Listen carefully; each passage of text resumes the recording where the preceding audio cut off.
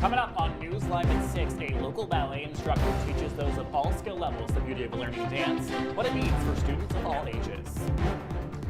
Plus, a Central New York auto parts shop keeping an iconic 90s luxury car alive 15 years later after they've stopped production.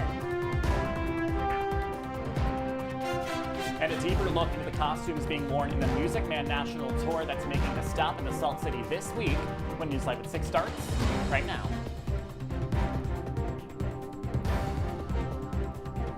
This is CitrusTV News Live at 6, your campus news leader. The National Weather Service's lake effect snow warning for Onondaga County has just been lifted at the top of the hour. Welcome to News Live at 6 for this Thursday. I'm Welch. And I'm Kaitlin Campbell. Syracuse saw over 6 inches since yesterday. Let's take a live look over SU's quad right now.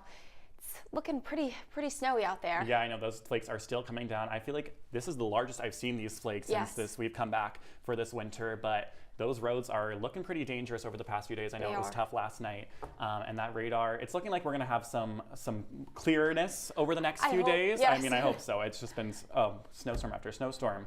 But our Sophia Braun joins us live from the Citrus TV weather deck. How's it feeling out there? Well, guys, you're exactly right. That lake effect snow warning was lifted supposedly at 6 p.m. We are going to keep an eye on those conditions throughout the rest of the night, though, because as you can see, some snow is still falling behind me.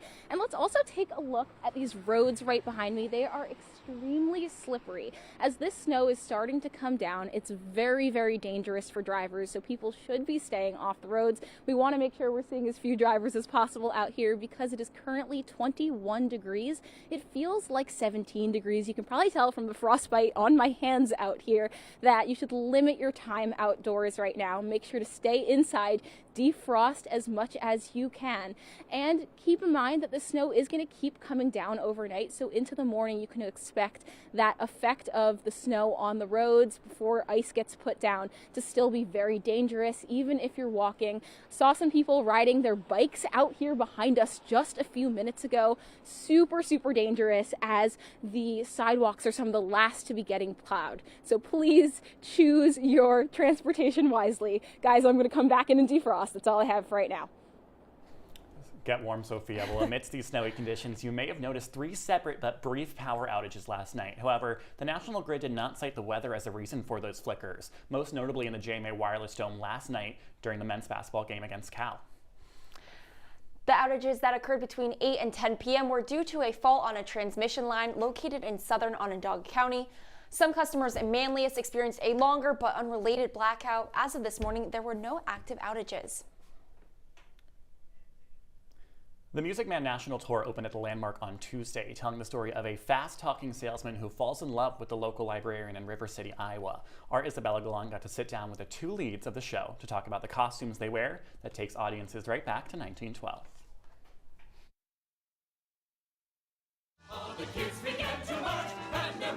As the Music Man marches into Syracuse, so do the iconic costumes. Actually, I do believe this is Sutton Foster's costume right here. The costumes were designed by Santa Laquasto for the 2022 Broadway revival with Hugh Jackman and Sutton Foster, and then coordinated by Robin McGee for the national tour. And costumes, there are many. I have 7, I do believe, or 8. Every single time I'm on stage, I'm in a new costume. While most of the costumes do stay true to the revival, the tour did make some changes, one of which was for Professor Harold Hill, played by Elliot Andrews, to help show his growth from a con man to an honest one. Originally, he would have been in a white suit like the entire time, like the full Act 1. Yeah, like a seersucker, yeah. Yeah, but like the fact that they kind of changed it to Act 2, where when he's coming out, we have that scene alone together. I think that was a really smart choice on Robin's part. It's like such a beautiful choice from Robin to be like, he's earnest now. He's a good boy now. He was a bad boy after Money in Act 1, just wearing his green suit. And he's like, quite literally like, You're as the driven snow in Act 2. Helping show audiences all across the country that the powerful love story between a con man and a librarian still holds true. Isabella Galan, Citrus TV News. Isabella, thanks so much. Well, Chancellor Ken Severud has named the search committee to replace SU Athletic Director John Wildhack this summer. On Wednesday, Wildhack announced that he would retire after 10 years at Syracuse Athletics, and Severud saying the next AD will be building on a, quote, strong foundation. The board includes university trustees, the men's soccer coach, and a famous sportscaster, Mike Tirico.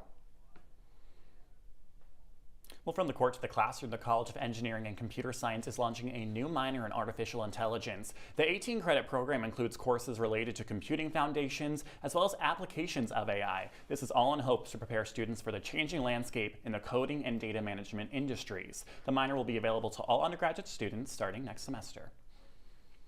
And sticking with software, a Syracuse assistant professor has developed a tool that aims to help researchers study demographic data. Gabriel Marin, pictured here, helped create a catacode, which provides systematic solutions to exploring combinations of identities. The free software aims to prevent data collectors from grouping people with multiple identities. Well, downtown at the Community Folk Art Center, a dance instructor hosts winter ballet lessons twice a week. Our Katie Jamroga visited one of the lessons to see what makes them so special. Charles Hazla has always been fascinated with the art of ballet. Ballet, to me, it's storytelling, and it's poetry without using words. It's the most you can say without using the word. It's like you're using every detail, every articulation and movement. But Charles's mission is not to mold the next world-class dancer. It's just to make whoever walks through the door feel as welcomed as they can. Many people are intimidated by ballet. And I wanted to take away that stigma. I wanted people to feel very comfortable and learn how to enjoy their experience, because everyone's going to have a different experience. But besides removing the fear from learning ballet, Charles teaches for a specific moment, a moment that represents growth and achievement, even if the person experiencing it doesn't even realize. The aha moment.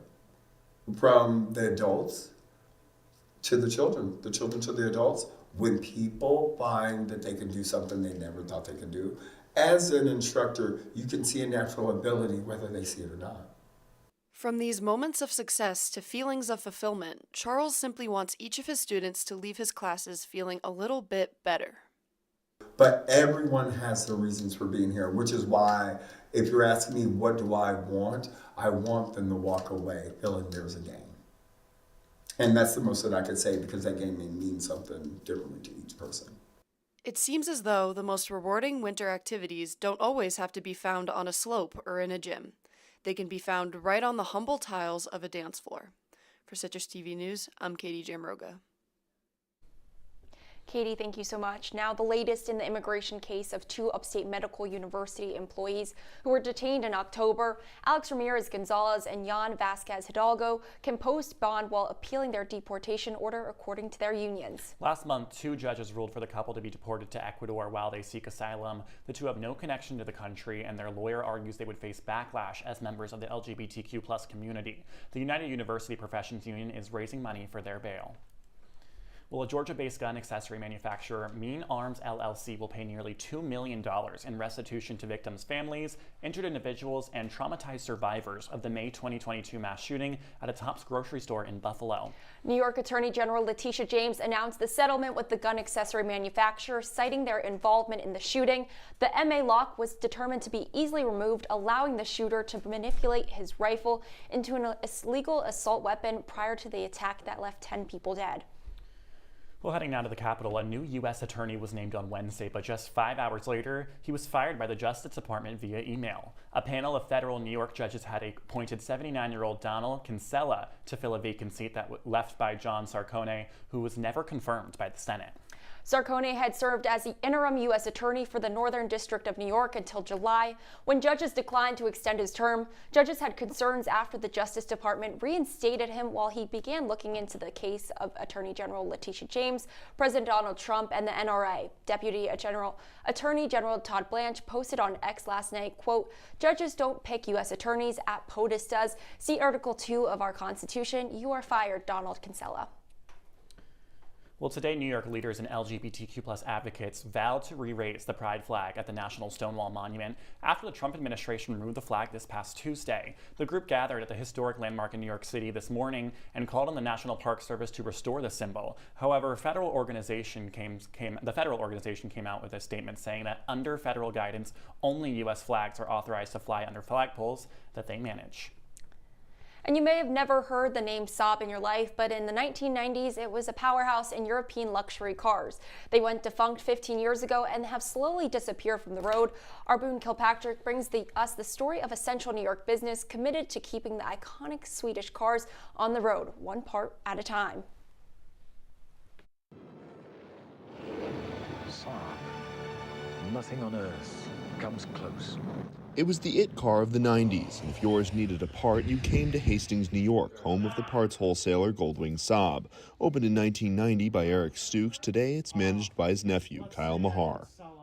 We were the largest, Saab parts place in the United States. We sold to all the dealers. Sporty and exotic, yet safe and good on fuel, the Saab had it all. It was the first turbocharged car to be mass-produced, and it showed. Saab's problem is that it cost them too much money to build their car. They weren't making any money. They were losing money from the beginning. Saab, who still manufactures fighter jets today, sold the car company to GM in the early 2000s. And then in 2008, when the housing market crashed and no one was buying cars, GM was forced to shut it down. At first, Goldwing had a monopoly as the stream of new parts died, but it wouldn't last. We had about 15 employees. Now I have 3. Still, they kept stripping Saabs and selling the parts to an ever-shrinking community trying to keep their defunct cars on the road. People are trying to keep these Saabs alive, and we're really the only ones left that are able to do it for them. We used to have places to send people, but they're gone. We were able to adapt and bring on Land Rover and Jaguar, and if we didn't, we would have been maybe gone also. 15 years later, Goldwing remains in business, predominantly in Rovers, but it allows them to keep works of art like this alive. This is the creme de la creme of Goldwing's collection of Saabs, a mint condition 1998 Saab 9000. Back when it was new in 1998, it could go for upwards of $45,000. And even today, plus the dust, it could still go for around 10. Goldwing may change, but they'll never give up on the Saab. There's hardcore people out there that love their Saabs, so they'll never give up. They really won't. In Hastings, Boone Kilpatrick, CitrusTV. Boone, thanks so much. Well, still ahead on News Live at 6, ICE is out the conclusion of the federal immigration operation in Minnesota as Congress debates their funding.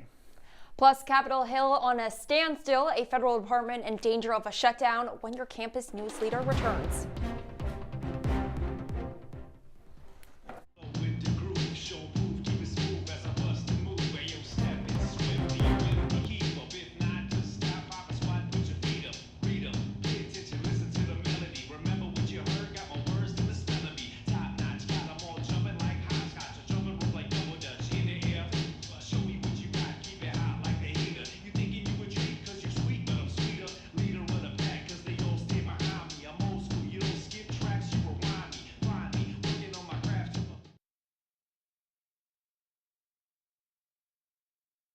Welcome to my house.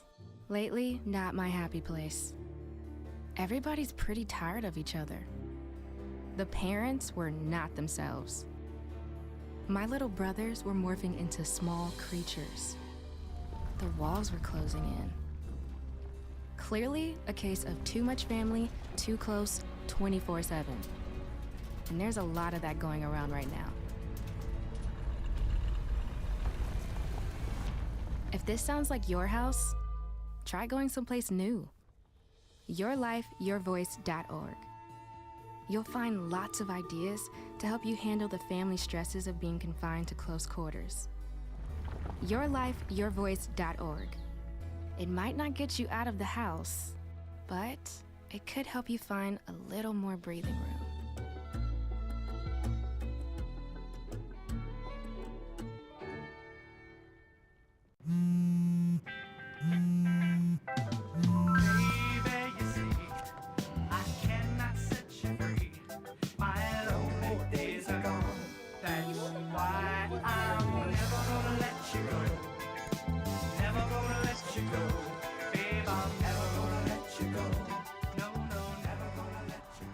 you go.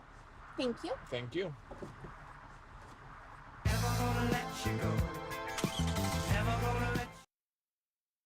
If you see news happening on campus, in Syracuse, or across the nation, call the Citrus TV newsroom, 315-443-1177, or tweet at Citrus TV News, your campus news leader.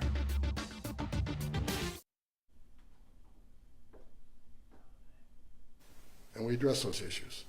But I'm not going to sit here and say anybody did anything wrong and that, they were, unprofessional. I'm going to say there's some issues here. We fixed those issues. We've had great success with this operation, and we're leaving Minnesota safer. The surge is leaving. Welcome back into News Live at 6. That was Border Czar Tom Homan announcing the end of the 2-month immigration crackdown in Minnesota. The operation, which has been dubbed the largest immigration enforcement operation ever, has led to violent protests and the shooting of 2 U.S. citizens. Homan says there have been more than 4,000 arrests as part of the operation. The announcement comes as House Democrats heard direct accounts of ICE treatment earlier today, while enforcement officials testified before the Senate. And as the agency pulls back, a shutdown of the entirety of the Department of Homeland Security is imminent. Lawmakers in both the Senate and House left Washington for a 10-day break as negotiations with the White House have stalled. The funding will expire Saturday if no further action is taken. However, lawmakers in both chambers were told to stay on standby in case a deal was struck between the White House and congressional Democrats. Today, President Trump announced that the Environmental Protection Agency repealed its climate change findings of global warming causes, along with stripping the agency's ability to regulate emissions. However, President Trump states that the finding has no basis and in reality, emissions have saved millions of lives. Many environmental groups have begun preparing to sue in response and have stated that the repeal is unlawful and ignores basic science.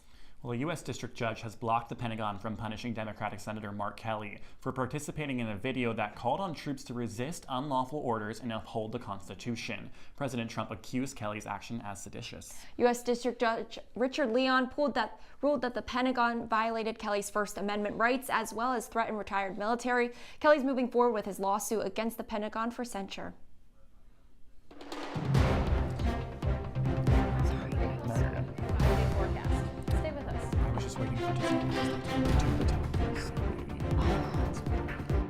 Hand fingers are having a problem with these little tiny buttons. Whoa, watch it there. Your blood pressure's gonna go through the roof. Tell me about it. I'm trying to learn how to get it down. Instead, it keeps going up. High blood pressure can increase the risk for heart attack or stroke. Learn how to keep yours at a healthy range. Ever hear a voice command? Just say text barbershop to 97779. That's not what I said. Just give me that. Now my blood pressure's up.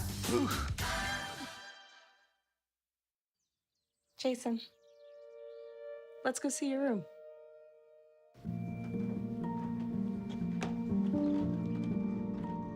What do you think?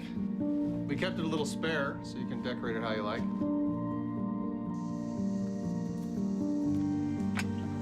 Dinner! Go. Excellent. Soccer is fun. Yeah, I saw you guys out there. We're the family. Yeah! Oh, I thought you were on my team.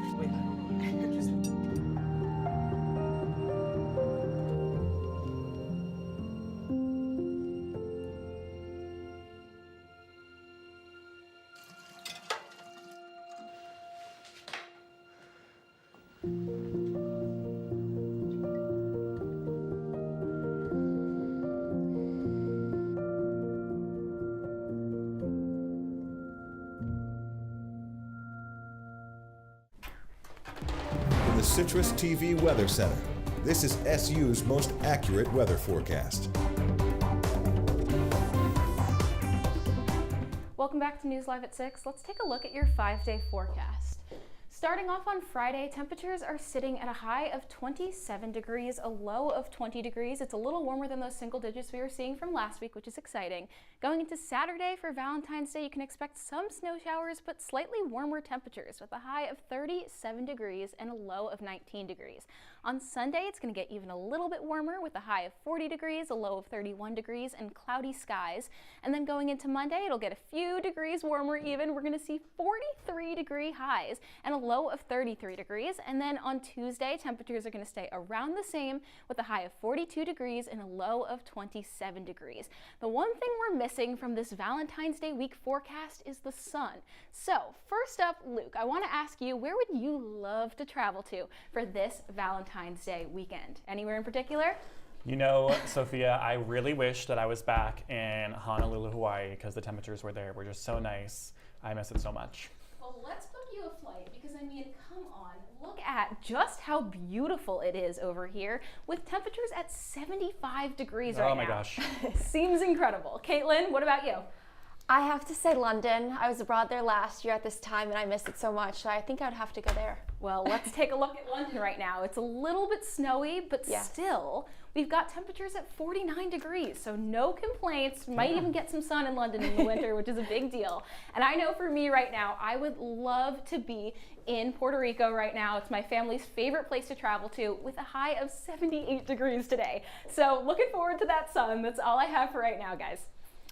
Counting down the days. Sophia, thank you so much. Well, Kraft Heinz is calling off its planned split and keeping the company together. The food giant made up of Kraft, Heinz, Oscar Mayer, and Philadelphia Cream Cheese announced that they were breaking up the business in two, last year. The split would have separated their successful condiment lines from struggling brands like Kraft Singles and Lunchables. New Kraft CEO Steve Kaitlin has announced a turnaround plan for the company, starting with a $600 million investment in marketing, sales, and research and development to improve business. You know who's not splitting in two? That's Syracuse men's basketball. AJ Myers, what's coming up in sports? Basketball was able to squeeze out a victory last night in double overtime against Cal. You'll hear from Adrian Autry on the other side. Women are bad with money.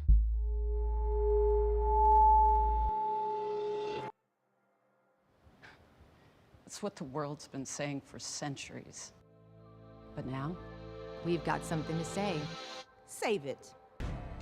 Save the old-fashioned advice, the empty excuses. It's all worthless, unlike us. To our fellow females, it is time to save ourselves by saving our money. Contributing to our futures, investing in our independence. Until we're no longer 80% more likely than men to live in poverty in retirement. So again, we say to that, save it. The falsehoods, the feelings of fault, then the funds. Learn how to save for your retirement at wesaysaveit.org.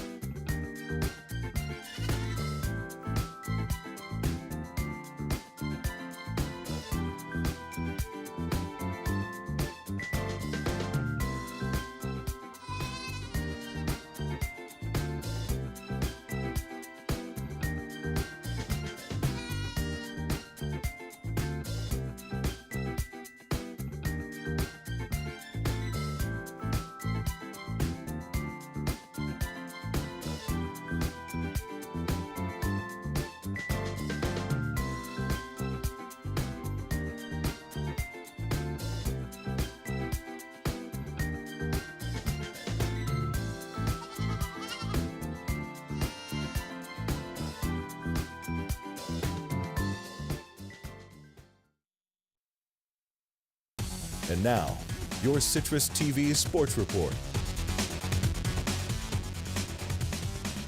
Every year a team plays that game that summarizes the whole season.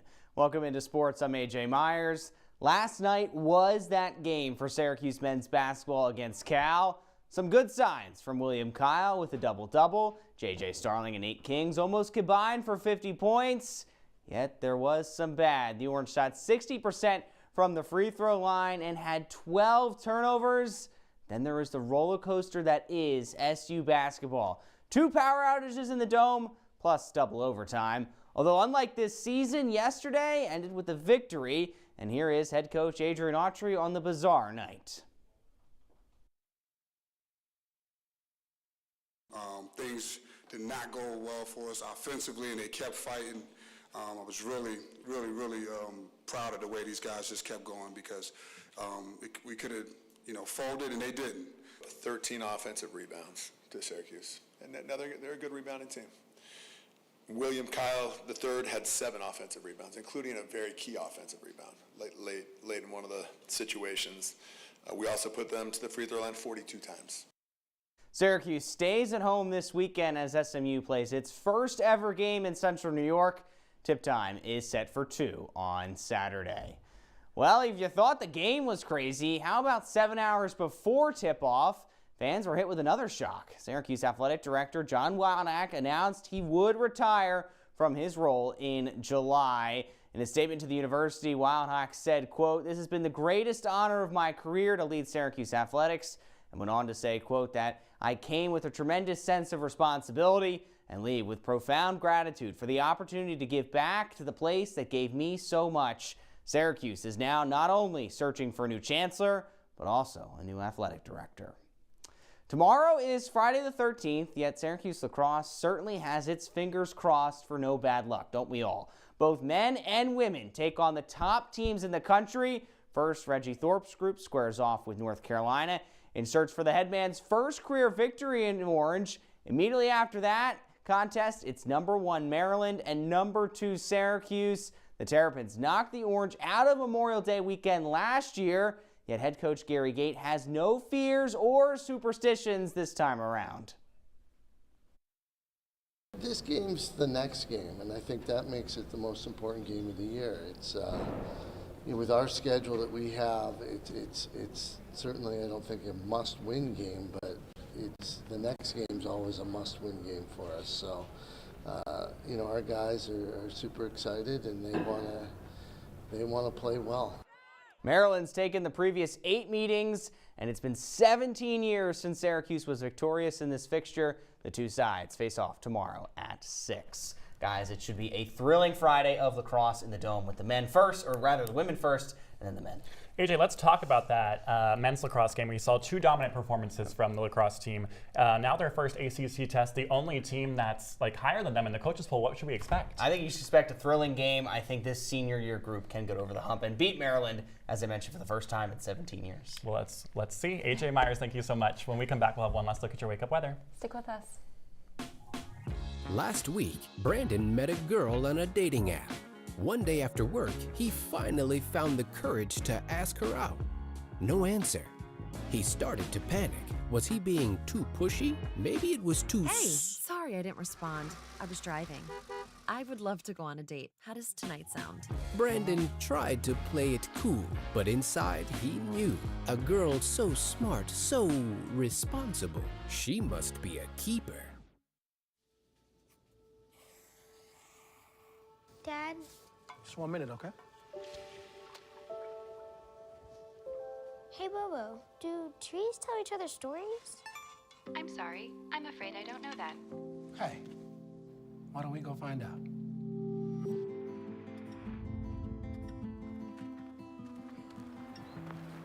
Listen. Do clouds take naps? I couldn't tell you.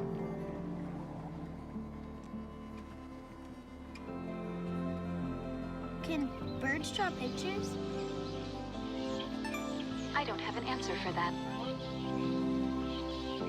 Dad, do stars visit their friends? Look!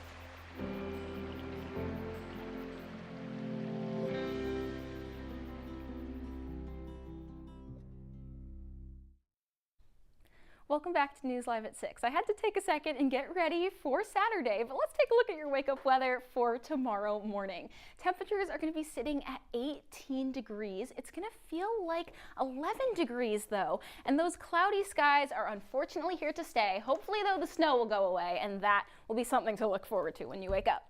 Never let up in a Central New York February, that's for sure, Sophia. Thank you so much. Well, before we say goodbye, we have to show you one adorable kitten that's going viral for its eyes. Dorito, pictured here, also cute, is a survivor of FIP, a mutated form of the feline coronavirus. The virus causes severe inflammation in a kitten's body. For Dorito, it happened in her eyes. After her eye care and treatment, Dorito has recovered from the disease with limited vision. Dorito is a part of the Baby Kitty Adoption Brigade located in Minnesota. You can help kittens like Dorito by donating on their website. Guys, that is just so cute. I know it's kind of bittersweet because of it coming from the cat having COVID, which is like, I've never even really heard of that before. Yeah. But I mean, that picture is just worth 1,000 words right there. And it's not AI. I know it might look like it, but it is not AI whatsoever. I'm not even a big cat person, and I saw it and I was like, oh my gosh, I need it. I need just that's like such a, and the rainbow eyes, like that color is so unique and so adorable. With the name too, that's adorable. It's just a cuteness overload. Well, that's Citrus TV News Live at 6 for this Thursday. Don't forget, you can follow us on X and Instagram at Citrus TV News. Now for the entire Citrus TV News team, I'm Kaitlin Campbell. And I'm Luke Welch. Have a great night, Syracuse.